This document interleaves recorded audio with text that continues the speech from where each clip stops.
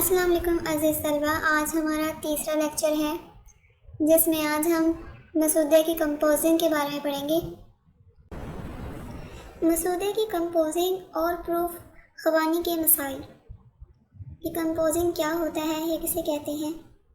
کتاب، مقالے یا مجلے کی تیاری کا ایک اہم مرحلہ جو ہے وہ کمپوزنگ ہے، یعنی کتاب کو لکھنا یا مقالہ لکھنا یا مجلہ تیار کرنا۔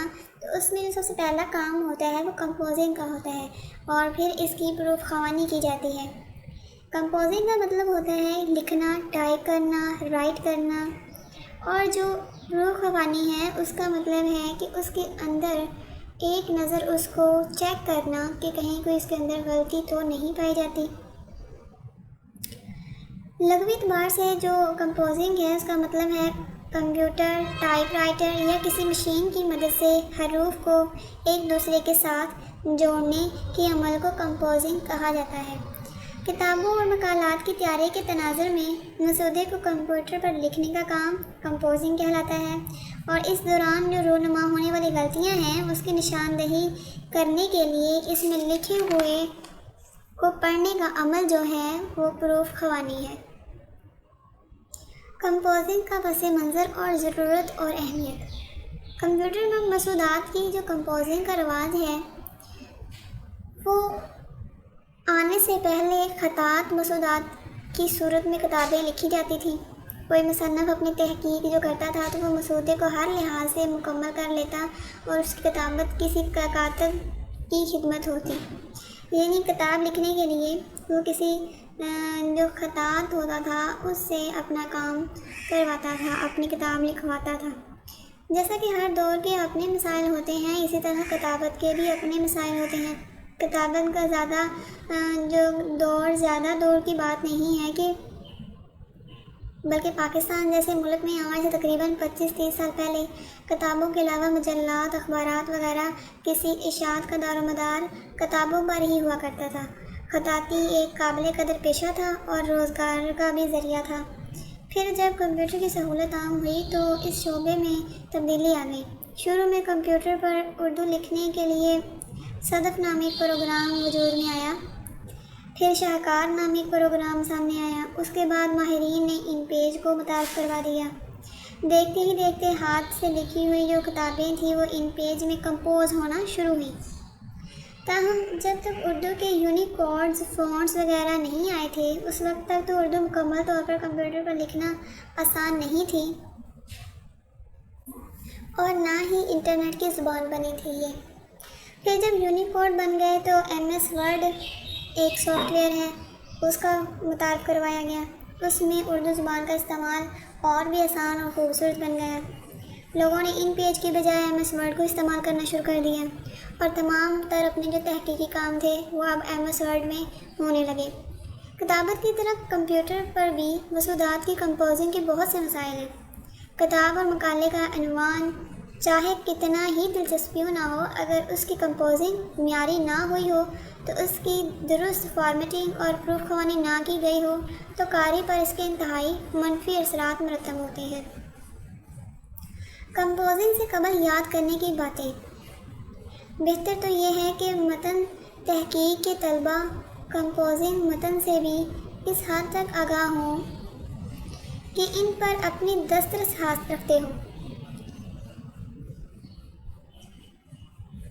بہتر تو یہ ہے کہ فن تحقیق کے طلبہ ہیں وہ کمپوزنگ فن سے بھی اس حد تک آگاہ ہوں کہ اس پر دسترس رکھتے ہوں، یعنی وہ اس فن کو جانتے ہوں، لکھنا، کمپوز کرنا، کہ اپنا مقالہ بغیر کسی پریشانی کے وہ روانی سے خود کمپوز کر سکیں۔ مسودہ کمپوز کرنے کے لیے کمپوزنگ کے لیے دینے سے پہلے جن باتوں کا خیال رکھنا ضروری ہے اس میں پہلی بات تو یہ ہے کہ مسودے کی لکھائی واضح ہونی چاہیے۔ محقق کو چاہیے کہ وہ مسودے کو اس قدر واضح لکھے کہ کمپوزر اسے بغیر کسی پریشانی کے آسانی سے پڑھ سکے اور سمجھ سکے، اور اس کو اس بات کا بھی خیال رکھنا ہے کہ اس کا مسودہ کسی دوسرے نے پڑھنا ہے اور سمجھنا ہوتا ہے۔ بعض اوقات ایک شخص اپنی عادت کے مطابق حروف کی بناوٹ کچھ اس طرح بنا لیتا ہے کہ وہ اپنا لکھا ہوا تو خود آسانی سے سمجھ لیتا ہے، مگر دوسروں کے لیے اسے سمجھنا اور پڑھنا مشکل ہو جاتا ہے۔ دوسری چیز، جب محقق کو چاہیے کہ وہ اپنے مسودے کی کاٹ چھانٹ اور تدوین کے بعد اسے کمپوزنگ کے لیے تیار کرے تو پروف خوانی کے نقطہ نظر سے اسے ایک بار ضرور دیکھ لے، پڑھ لے۔ تیسرا پوائنٹ ہے کہ اس مرحلے پر معیاری املا کو بھی ذہن میں رکھنا ہوگا کہ مسودے کی پڑتال کی جائے اور اس کے اندر جو رموز اوقاف ہیں ان کا درست استعمال کا ہونا بھی ضروری ہے، اس کا بھی خیال رکھا جائے۔ کمپوزنگ شروع کرنے سے پہلے سائنس کا فیصلہ کرنا ضروری ہے۔ طے شدہ فارمیٹ کے مطابق وہ اپنی جو شیٹ ہے وہ بنائے تو کمپوزنگ کا کام آسان ہو جاتا ہے اور اس سے زیادہ وقت بھی ضائع نہیں ہوتا۔ محققین ان پیج پروگرام میں کام کرنے کے عادی ہوتے ہیں، پھر بعد میں ضرورت کے مطابق وہ ایم ایس ورڈ کو استعمال کرتے ہیں۔ جب انہیں کوئی مسئلہ پیش آ رہا ہو، ان پیج میں کوئی کام ان کا آسانی سے نہ ہو رہا ہو، تو پھر وہ ایم ایس ورڈ کو استعمال کرتے ہیں۔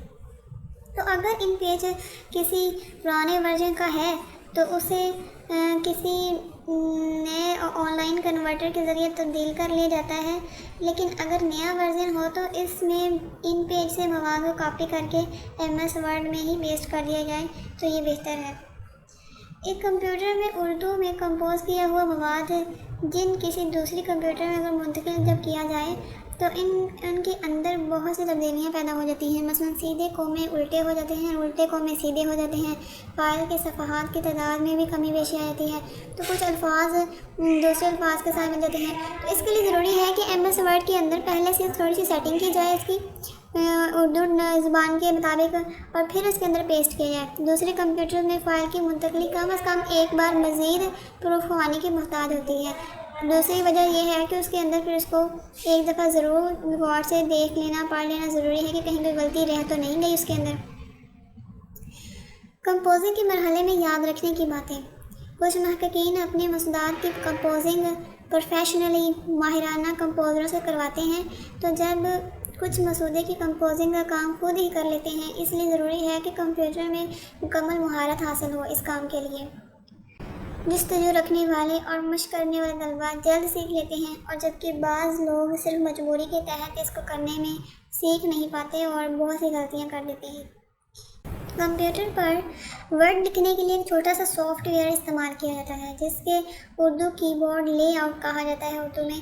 اگر آپ نے ایم ایس ورڈ میں اردو لکھنی ہے تو اس کے لیے آپ کو ایک M S word software کے ساتھ ایک اور سافٹ ویئر انسٹال کرنا پڑے گا جس کو اردو میں کی بورڈ لے آؤٹ کہتے ہیں، اور ایم ایس ورڈ میں اردو لکھنے کے لیے اس پروگرام کی ونڈو کھولیں گے اور اس کے اندر کلک کریں گے، پھر اردو کو سلیکٹ کریں گے، تو اردو کو سلیکٹ کرتے ہی ایم ایس ورڈ میں آپ اردو لکھنا شروع کر دیں گے۔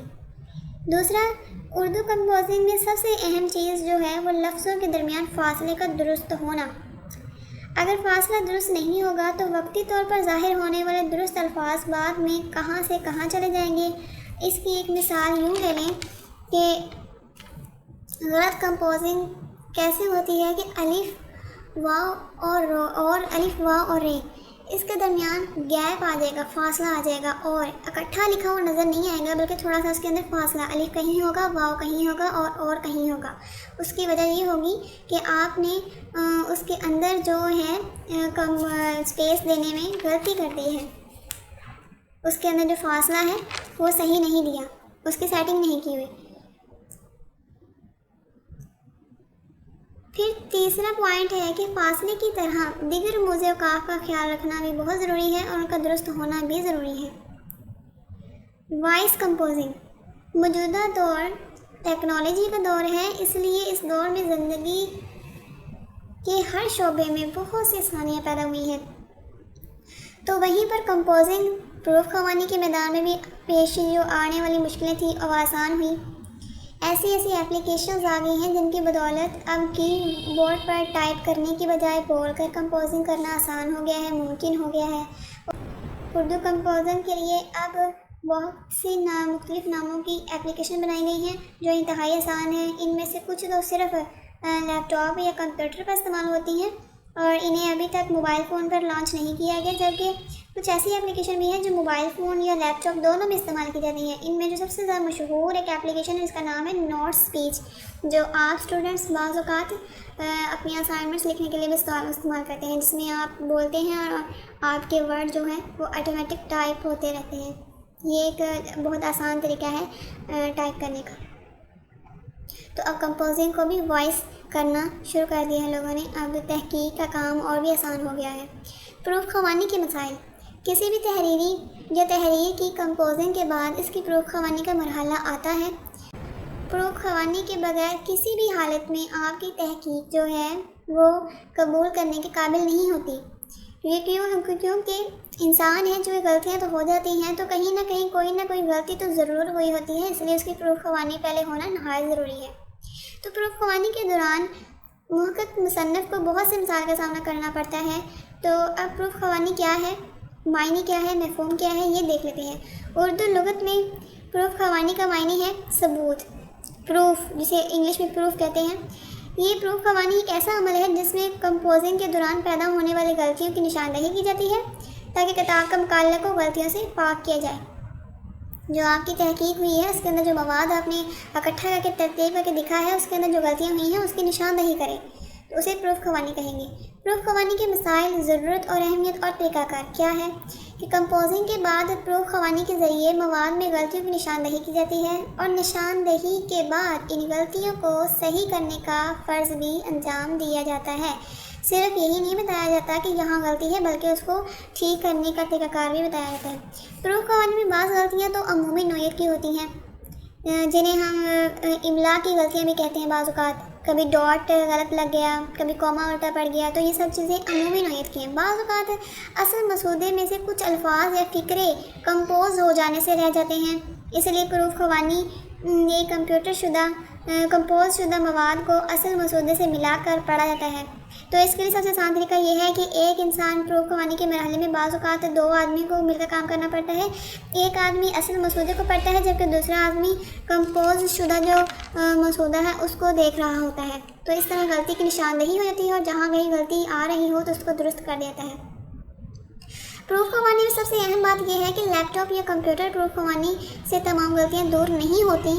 اچھا یہ ہے کہ ایم ایس ورڈ میں انگلش کے جو ڈکشنری ہے وہ تو کمپلیٹ ہے۔ آپ لوگ کوئی اگر ورڈ ٹائپ کرتے ہو انگلش کا، تو اس کے اندر بعض اوقات آپ کی اسپیلنگ کی مسٹیک ہو تو ریڈ کلر کی نیچے لائن لگ جاتی ہے، اس کا مطلب ہے کہ آپ کی اسپیلنگ غلط ہے، اور اگر آپ اس کے اوپر کلک کرنے سے کلک کرنے سے اس اسپیلنگس ٹھیک ہو جاتے ہیں۔ اس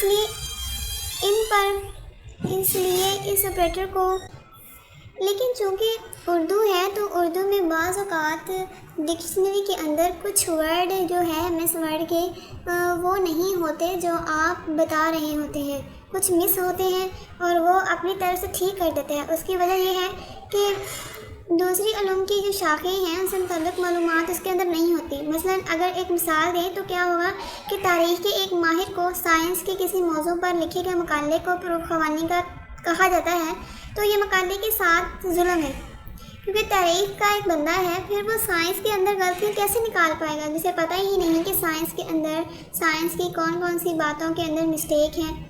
اس طرح کیونکہ ایم ایس ورڈ انگلش کا زیادہ تر انگلش ٹائپ کی جاتی ہے، تو انگلش کا زیادہ تر وہ ڈکشنری کا ایک بک ہے، جبکہ جب اسے دوسری زبانوں کا استعمال کیا جائے تو اس کے اندر کچھ نہ کچھ غلطیاں ضرور ہوتی ہیں۔ اگر کوئی مقالہ پروف خوانی کے بغیر چھاپ دیا جائے تو قارئین کے ساتھ بھی بہت اس کے اوپر غلط اثرات پڑتے ہیں پڑھنے والے کے اوپر۔ ایم ایس ورڈ میں اطلاعات کی نشاندہی۔ اب ہم دیکھتے ہیں کہ ایم ایس ورڈ میں کس طرح غلطیوں کی نشاندہی کی جاتی ہے کہ کون سی غلطی کہاں ہوئی۔ جب ایم ایس ورڈ کی کسی بھی ورژن میں انگریزی زبان میں کمپوزنگ کی جائے تو جہاں کہیں بھی املا کی غلطی واقع ہوگی تو غلط کمپوز ہونے والے لفظ کے نیچے ایک صرف نشان لگ جائے گا، ایک لائن لگ جائے گی۔ اس کا مطلب ہے کہ ایم ایس ورڈ آپ کو بتا رہا ہے کہ آپ نے نشان زدہ لفظ کو غلط لکھا ہے، کمپوز کیا ہے۔ لہٰذا سے تبدیل کریں۔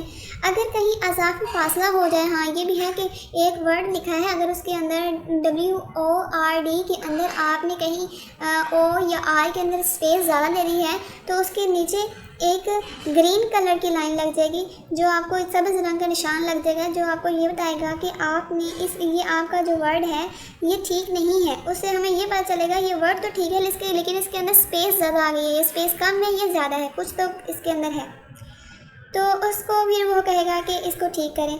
اس بات کو بھی مد نظر رکھنا ضروری ہے کہ پروف خوانی کے لیے MS ورڈ کے مکمل اعتماد کرنا میں یہ بھی ٹھیک نہیں ہے کہ MS ورڈ پر مکمل اعتماد کر لیا جائے کہ وہ آپ کی پروف خوانی بالکل ٹھیک کر کے دے گا۔ اس کی وجہ کیا ہے کہ MS ورڈ میں صرف ان الفاظ کی نشاندہی کرے گا جو اس کی ڈکشنری میں اس کے پاس موجود ہے، اور جو اس کے پاس موجود نہیں ہے جس طرح کمپوزٹ کیے جا رہے ہیں، مثلا ملک میں گیس اور پانی کا اب جہاں پر ملک میں گیس اور پانی کا بحران لفظ میں استعمال ہو رہا ہے، اگر آپ جو کمپوز کرنے والا ہے اس جملے کو میں کی جگہ ماں لکھ دیتا ہے تو MS ورڈ جو ہے وہ اس کی غلطی نہیں نکالے گا، وہ نشاندہی نہیں کرے گا۔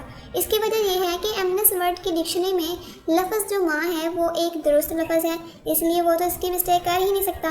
تو اس طرح کی اگر مسٹیک ہوتی ہیں تو اس کے لیے بھی پھر بھی آپ کے پاس اس کو دیکھ کر پڑھ کر پروف خوانی کرنے کا آپشن باقی رہتا ہے، تب ہی جا کے آپ کی تحقیق جو ہے وہ بہتر اور اچھی ثابت ہوگی۔